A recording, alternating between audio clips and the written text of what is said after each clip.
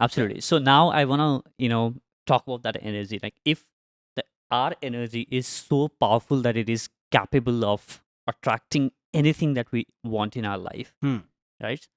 So number one, how can we raise our energy? Yeah. Like what are the, like if you were to say like, one, two, three, Yeah. top Yeah. like let's say three Yeah. things or Yeah. maybe two Yeah. Yeah. things, whatever. What are those top few things Hmm. that can really help our raise our energy that Hmm. people can do on a day-to-day basis? Absolutely. Absolutely. Beautiful. Or all positive emotions are high energy, and all negative emotions are low energy. Negative emotions have value. Anger has a value. Guilt has a value. Shame has a value. That's why nature is given to us. But we are not designed to live for a long time in that state. Those are destructive then. Now, psychology was focused on for a long period of time on studying people with issues, anxiety, depression, sadness. And some of these great psychologists like Professor Martin Seligman, Mihail Csikszentmihalyi, in 1990s they said, what about people who are super successful? They must be doing something correct, who are happy as well and successful as well, right?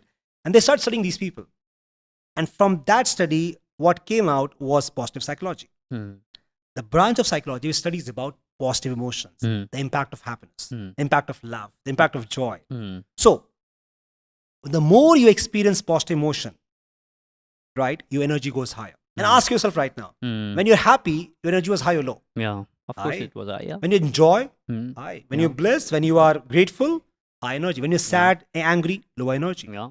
Now, there's an amazing book called as The Happiness Advantage by Mm. Sean Acor, Mm. from a Harvard professor. And he quotes a study from a lady called as Limbersky. I'm missing the first name. Mm. Limbersky is the second name. The World Authority on Research on Happiness. Mm. They did a meta study. Sonja Lumbersky, Mm. SONJ, Sonja Lumbersky. And you just Google it, you'll find the entire data as well. They did a study, which was a meta study. Mm. More than 212 studies combined. Mm. So they did the research on all these studies which has been done on happiness, Mm. right? What is the metadata, right? What is the study saying? What they found was there's one thing Mm. which improves everything in your life. Mm. If you have this quality, you get more incentive, better job, better promotion, better relationship, better health, reach your goal faster, company's turnover increases, the profit multiplies with one quality. What is that? Happiness. Mm.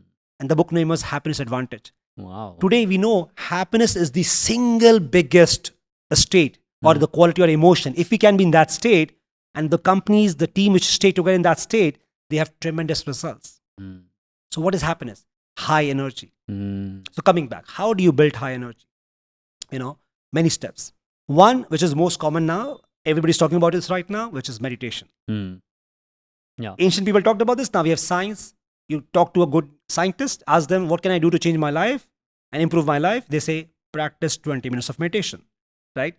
Why? When you do meditation, what is happening is, and most people have a different notions about meditation, but when you're doing meditation, what is happening is two things. One is you are becoming aware of your own inner state, Mm. which is your emotions, your thoughts, right?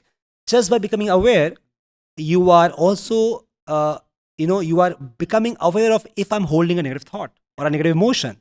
And the moment you become aware of it, your energy changes because now you're aware of what the activity is happening within you, number one. Number two, when you practice meditation, what happens is your spiritual energy increases. If you look at the person, the picture of the aura through the Korean photography, before and after, and and you look at the picture before meditation, after meditation, you'll find the energy has increased. Mm. And that's why people, when they practice meditation, they feel more peace, more calm, much better, more positive. So meditation is a simple practice which can raise your energy if done consistently, not once in a year. Mm-hmm. Then it's like eating once in a year and waiting that I'll be healthy throughout, right? Mm. Number one. Number two, physical exercises. Today we have science now that when you do physical activity, your energy goes up. Motion changes emotion. Mm. So today, unfortunately, there's a new thing which from Mayo Clinic, I think this research came in that there's a new smoke today, like a smoking kills people. There's a new smoke which is sitting. The amount of time you spend sitting, it lowers the energy. More Yeah. depression, more anxiety, more Yeah. chances of obesity, cancer, risk. All of this goes higher. So when you do physical activity, your energy field changes. Mm. That's why when sometimes you're exhausted, you're tired in the night, you are say, I don't have energy. A friend comes and say, Bijay, let's go for a cup of tea. You say, no, yaar, I'm feeling very, very down, Yeah. very low. Hmm. Say, no, come on. And if somehow you go, And after 1 hour, you say, I'm feeling fresh right now. Yeah, I'm glad Your I came. energy changed. Yeah. So exercise, we are designed to move. We are designed to move. A scientist I was hearing to, and she said that, in the brain, we have an organ called as the cerebellum at the back of the brain, what we call as the chota margaj, the Nana Patekar movie, Yeah. right? Around 70% of the brain cells, one type of brain cell, is concentrated in that part of the brain. Now imagine if Mother Nature has put 70% of that brain cell in one part, that must be important. What that part is designed for? Movement. Wow. We are designed to move. Yeah. So when you move, your energy changes. When you move, you can't feel anxiety, you can't feel fear.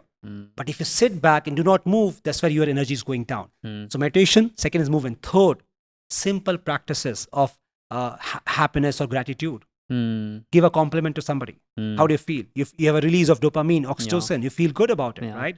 So things like appreciation, things like gratitude, things like following your passion, doing your hobbies, right? So there are many activities like that. And you have to find what gives you joy, what gives you happiness, and then repeat that multiple times in a day, in a week, visualization. But meditation, things like movement, and things like deciding to be in high energy. This is what I learned. This is what I learned from Tony Robbins, right? He says the greatest gift you have is to manage your state. If you can be in a high energy state, the way you talk, walk, if you can build that energy, it's a habit eventually, life changes. And that's it. That is what his co-teaching is, that change your state, be in a high energy state. Yeah. So it's a decision we make. Do I sit or do I go for a walk? Yeah. Or do I feel sad? Do I get up and just try to move the body and bring the thoughts, chant affirmations, incantations, visualize, and take my energy higher?